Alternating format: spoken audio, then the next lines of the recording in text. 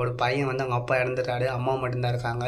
அவங்க அம்மா வேறு கல்யாணம் பண்ணிட்டு போயிடுறாங்க. ரொம்பவே தனியாக இருக்கான். ஸ்கூலும் ட்ராப் போட்டுடுறான். வாழ்க்கையில் என்ன பண்ணதே தெரில.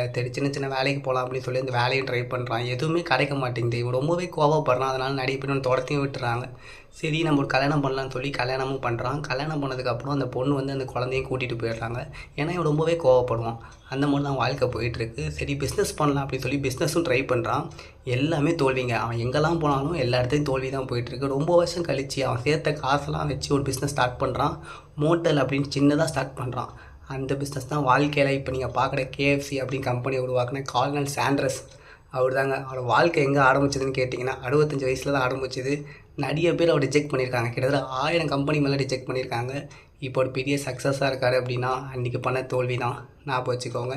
அவங்க அம்மா சொல்லி கொடுத்த அந்த சிக்கன் தாங்க அவரோட வாழ்க்கையை மாற்றுச்சு அப்படின்னு சொன்னால் நம்புவீங்களா? ஆமாங்க. Bye, take care. என்ன நினைக்கிறீங்க சொல்லி கமெண்ட் பண்ணுங்கள். பை.